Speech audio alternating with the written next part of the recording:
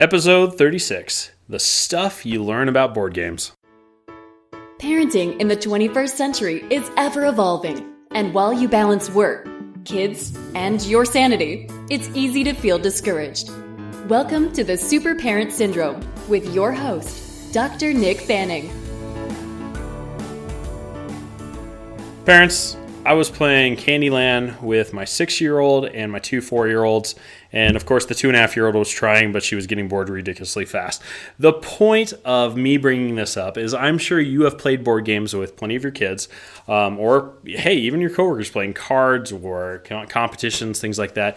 But the big lesson here that I want to point on is that we were playing CandyLand. And if you guys have never played CandyLand, there's 2 ways you can play it. One, you got these little candy figurines and you're trying to get up to the candy castle, okay? Now, the way you progress in the game is one of 2 ways. You either flick a spinner and it lands on how many colors you get to bounce to, or you get to pick a card and it tells you like 1 red or 2 blues or whatever it might be.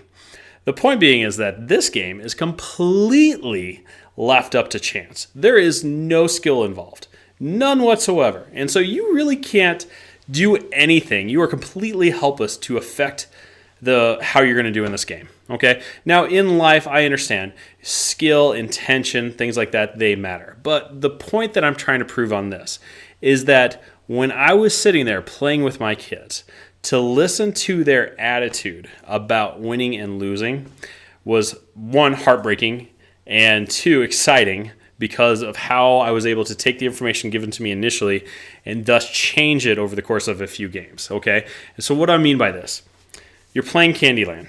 You flick something, you land on a random space, and it's not that great. Or maybe you hit a spacer and you go backwards, okay? Well, to a 4-year-old, this is life-crushing. Tears, anger, I'm not winning, I'm not good at anything, life stinks, I don't want to play anymore, yada, yada, yada. And I will tell you this, coaching, I'm having a few clients that I coach, or even clients that I see, professionally in my practice. Losing at CandyLand is often like, nobody likes me, my friends get all this stuff and I don't, my kids are mean to me. I mean, it's just a different shade. And I'm not trying to say that you guys are just complaining to me. It's far from the truth. But it's funny that you can look at a toddler and then you can look at an adult, and attitude is reflective, okay? Now, the point in being in this is that you can choose, you can change how you visualize and react to this and be proactive. And what I'm saying there is that if you can listen to how your kids are responding to if they're losing or winning in an easy board game, you need to start making those tweaks. And really, it was one of those things where I even affected I was like, gosh, what am I doing wrong? And so when I was saying that, I was like, all right, sis, your attitude right now is really, really poor when it comes to this game. I was like, now, do you think you'll have a better chance if you kind of have the sour face, sour attitude? Or do you think you'll have a better chance if you're happy and excited and happy for everybody else and you're coming from a place of love? What are your chances here? And, kids being as positive as they are, they think like, yeah, I need to have a better attitude so I can do better. And so she started cheering people on. She started cheering herself on. And, I don't know how it just happened because, again, this game is just completely luck here. But what a difference that made. And she didn't win, but at the same time, she definitely did better. And that was something for her to celebrate. So the important part of this podcast isn't the fact that she made that change. And what I mean by that is it's really important what you're doing and what you're saying to yourself, whether it's inside your head or verbally. What is your attitude? Are you choosing consciously what you're going to choose and react to certain situations?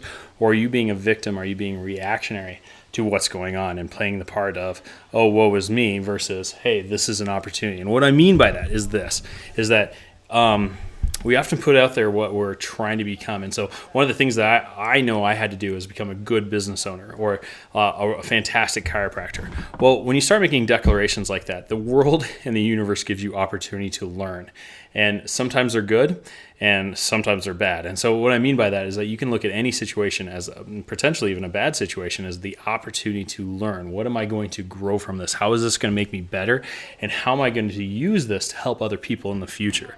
And so it really comes down to what is your attitude about XYZ. If it's a game of CandyLand, if it's a game of the IRS, if it's communicating with clients, is it whatever it might be, starting a new enterprise. The thing is, what is your attitude about that? And so I want you guys to take your current situation, good, bad, whatever it is, and decide, say, you know what, if I took the effort to actually look at what is the good in this, how does that change things?